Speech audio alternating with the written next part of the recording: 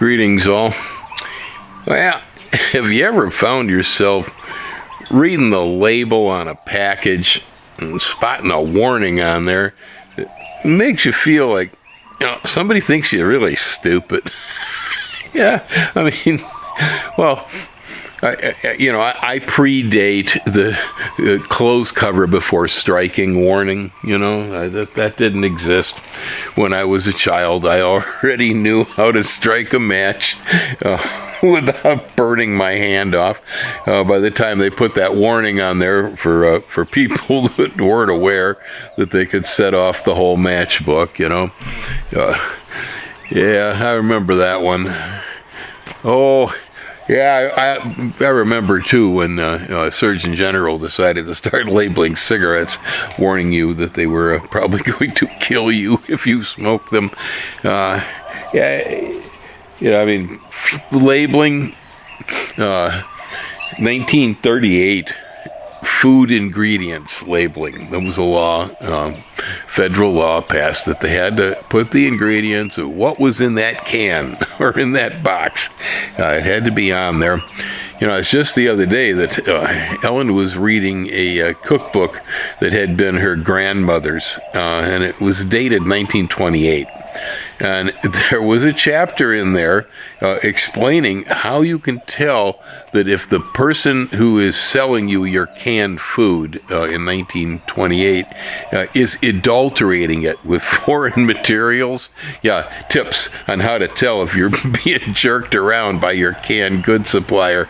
And so I guess that's what led up to the 1938 ruling in Congress to put ingredient labeling on the packages. Now, I don't know about you all, but yeah, I kind of approve of having the ingredients labeled on whatever it is that I'm buying.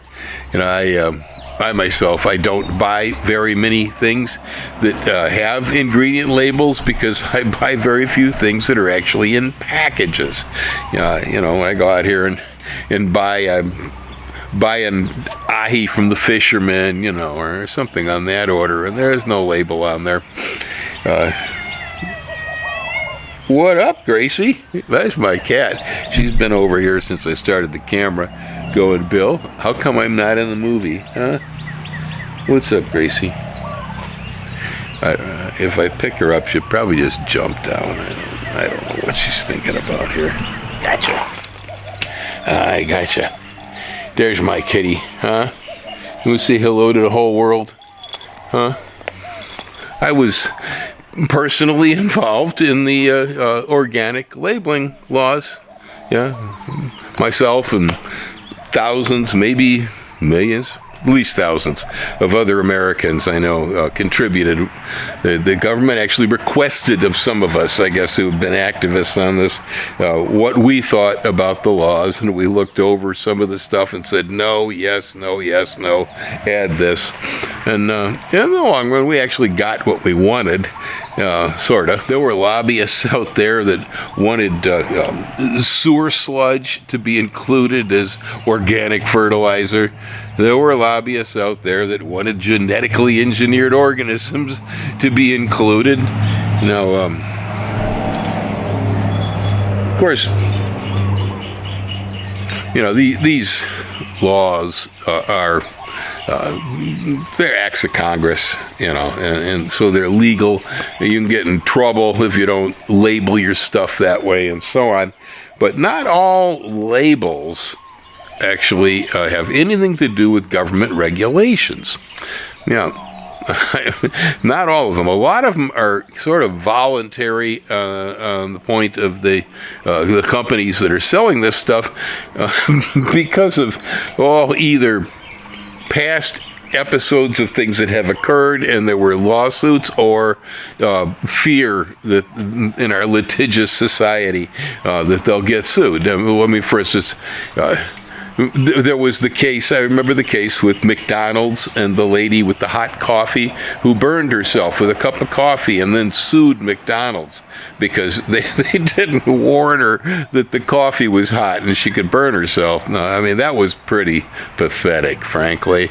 But what it led to is now I think almost every darn, disposable drink cup with a hot beverage in it you run across, it's going to have a warning on it that says, warning, contents are hot and can damage your skin or whatever. Yeah, well, duh. I ordered hot coffee, didn't I? Yeah. So the government does not make McDonald's label their coffee as being hot. That's McDonald's doing that on their own, and there are a number of other labels like that. I ran across one of them yesterday, blew my mind completely. Yeah, I hadn't seen this one before. Like I say, in general, labeling of warning labels on things, most of the time, they kind of insult my intelligence. It's like I look at it and I go, do you really think that I'm that stupid? And then I go, well, I mean, do you really think that the rest of us are that stupid? Right? So, here we are. I got myself the Kirkland, Costco-sized bag of pistachios. Where a lot of folks, they'll eat this, that, or the other thing, potato chips and whatnot. Oh, Gracie, here's the bag. Oh, boy. She goes, I love snack bags, right? It could be kitty snacks. Yeah, it could be kitty snacks. Anyway, I got her down here at my feet, staring up. So, the last thing, other than maybe a warning of nut allergies, that I'm going to expect to see on a bag of pistachios is a warning about the shells right here. Right here. Can you see it? It says, remove shells before consuming. Obviously, this is not one of those government label and law type things. That was the pistachio company themselves deciding that they had better let us know that there are shells on the outsides of these nuts. Shelling nuts. Well, I don't know when they had to start warning us that there were shells on the nuts. Now, I can attest to the fact that there is probably a certain amount of logic, I guess, because, I've had my encounter with eating pistachio shells in the past, and it's dangerous. Yes, it's true. Sometimes your pistachios, they don't open all the way, right? And so you can't get in there with a thumbnail. So I kind of set them aside over there on one edge, and later on I went back and I grabbed the ones that hadn't popped, and I took one and I put it in between my molars, and I went crack like that, and I heard a crack and then a second crack. And when I spit it out, I had a nut kernel, I had 2 shell halves, and I had a chunk of tooth. Yes. Yeah, I wasn't real happy. The tooth had been damaged probably some 30 years before, eating a bowl of organic brown rice that had a nice organic rock in the rice. And I bit down hard on it, and I put a big crack in my tooth. Dentist milled it off a little bit so it wasn't sharp, and said, let it be, and so they did. And I had a crack over there for about 30 years until I bit down on that pistachio shell, and the tooth finally decided, well, I've had about enough of your abuse, and it let loose. So, shall we say that eating pistachio shells is not a very good idea. Personal experience. Don't try it. Now, of course, I wasn't actually trying to eat the shell. No, I was just trying to crack it. Now, a person who might actually go ahead and eat the shell, I can't even imagine that. Oh, boy. What kind of damage could that do to your system if you ate a lot of pistachio shells and all? Who would do such a thing? Really? I mean... I looked at the warning and I said, oh, this is absurd. You guys don't really think I'm that stupid. I know you don't think I'm that stupid. I'm smarter than that. But so this got me thinking. I said, boy, I must be behind the curve on reading packages. My eyesight isn't as good as it used to be. It's hard to see all that little tiny fine print, I happened to notice this one because it was pretty bold face. It was like a fairly big warning. So Ellen's the one who reads labels around here. I don't even want to know half the time because I might have been eating that stuff for the last 20 years, and so if it's going to kill me, I'm dead already. But she's the one who reads labels. I can't even see them anymore, and so I don't bother with it very much. But I had to go out yesterday, and I did some research on labels out of curiosity, and would you believe, I'm looking at labels on bags of sunflower seeds, in the shell, toasted sunflower seeds. Yeah. And they have a label on the back that's called eating instructions. Eating instructions say, crack open shells, discard shells, enjoy the seeds. Well, I thought about it and I said, I'm positive that over the years while eating sunflower seeds that I have eaten a few shells. Yeah, I know I have. I'm positive I've eaten a few shells. They're not deadly. I guess you wouldn't want to eat too many of them, though, and they're not very tasty. Pretty fibrous, like eating a piece of wood. So I checked in on pumpkin seeds. Yeah, when we were kids, boy, we used to eat lots and lots of those pumpkin seeds. Chicagoland area, the surrounding countryside, they grew a lot of the jack-o'-lanterns for Chicago in the areas where I had lived, and so we had plenty of pumpkin seeds around, and a whole industry. Well, there was a picture of an Indian chief, I guess, with a headdress, if I'm recalling this correctly, blue and red sort of cardboard carton, like a Good and Plenty, with pumpkin seeds in it. We all sat around, we'd eat those things. Well, turns out pumpkin seeds have the same warning on the outside of the package now that sunflower seeds have. Yep, it says eating instructions. Crack open shells, discard shells, enjoy contents.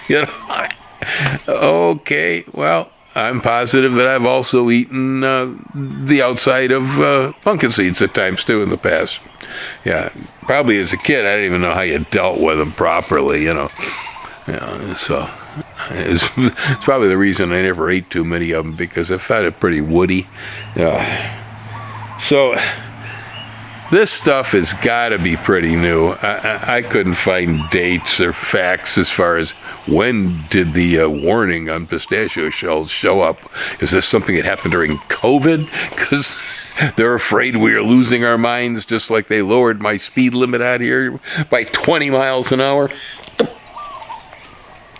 They don't figure we can handle eating pistachios or driving at a normal speed.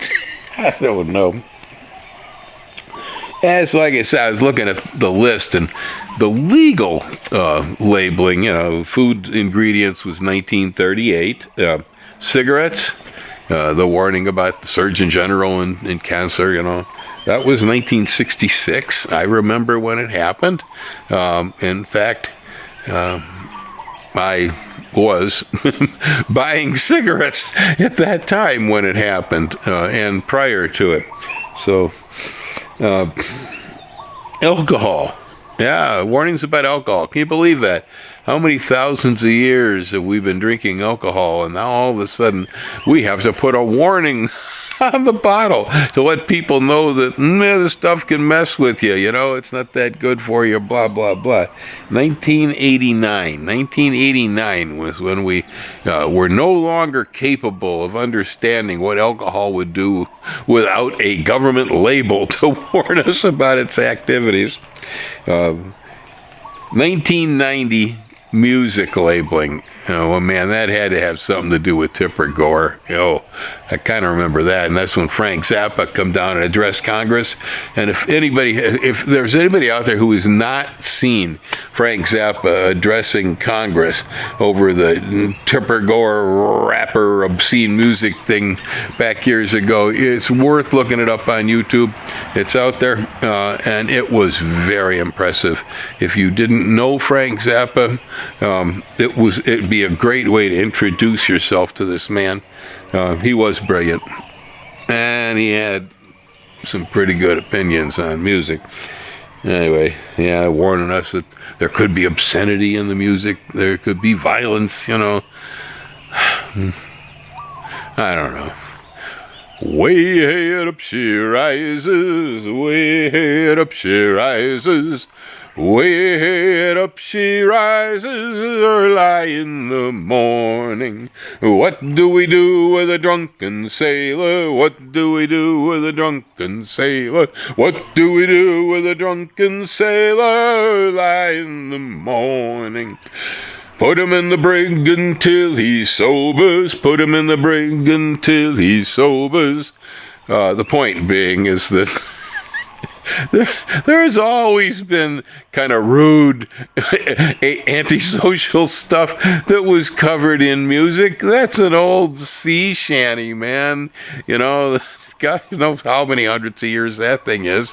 And what are they talking about? Oh, the sailors are getting drunk again, and we're going to have to lock them up because they're being disorderly. Well, it's not a good message for kids, yet I learned that song as a child. Yes, I did. Off of some record that my mother bought, that had sea shanties on it, and not realizing that sailors get drunk and, sailors get VDs. Yeah. Right, there's a whole lot of stuff on that record. Oh. Well, I figure that some labeling, some of it's good. Warnings about keeping your ammunition stored properly and out of the hands of children and away from heat. Probably good information for somebody who didn't realize that stuff could go off. I think the Surgeon General warning on tobacco actually did a good thing in society. I really do. I should have my right to choke to death if I want to by smoking tobacco. And I guess they still do. They didn't take away our right to kill ourselves with the stuff. They just warned us it wasn't a great idea. I don't know. Some of this, as time moves on, and we get into this flavored vaping nicotine, and who knows? I don't know. I didn't want to get into that stuff. But some of it did good thing. I think the warning on tobacco is probably the reason I don't smoke tobacco today. If they'd never done that, and if there'd never been discussion about it, I don't know. I might still be smoking. I don't know. I probably would be. Who knows? It's a different world. Yeah. But some of the labeling, like I say, a lot of it is there not because of laws, a lot of it's there because there's silly people doing silly things and companies don't want to get sued. I don't know. Is it possible that some pistachio manufacturer, got a lawsuit from a guy who was completely filled with shells from top to bottom because he ate the entire bag, shells and all, or broke all of his teeth out, Or are they just sitting around in a boardroom going, we'd better put a warning on there. People are getting dumber every day. You never know when somebody's going to try to eat that bag of pistachios with the shells on. Now, I looked at Brazil nuts, walnuts, and pecans yesterday, and hazelnuts, to find out, are they warning us about these shells? And no, I could not find warnings on a walnut, for instance. I don't know. Walnut growers just assume nobody's dumb enough to try to eat the walnut with a shell. Now, when it came to peanuts were interesting because I remember tough guys back years ago who wouldn't shell a peanut. I'd eat them shells and all, you know. So I have seen this done. Myself, I suppose I got a piece of a shell in my mouth one time or another, but that's about the extent of it. The peanut shell is pretty fibrous. Now, I could find no bags of peanuts for sale anywhere that had warnings to have to remove them from the shell. Interesting. You'd probably get along better eating pumpkin seed shells, sunflower shells, you know, and peanut shells too, in fact, as compared to pistachio shells. But now I couldn't find any warnings on the bags, but on the other hand, there seems to be quite a bit of medical warning about eating peanut shells. Must be common with some tough guys, you know, or something. According to what I read on Google, they claim that, well, if you're allergic to peanuts, that you're really allergic to peanut shells. The shells are apparently worse for allergens than the kernel.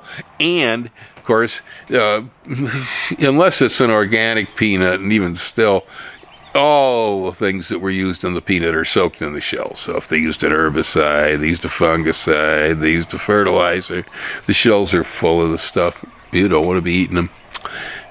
Okay, there we go. Y'all watch out. I mean, I'm warning you. Make sure you take the shells off those pistachios. Yeah, be sure. Aloha, Anglos.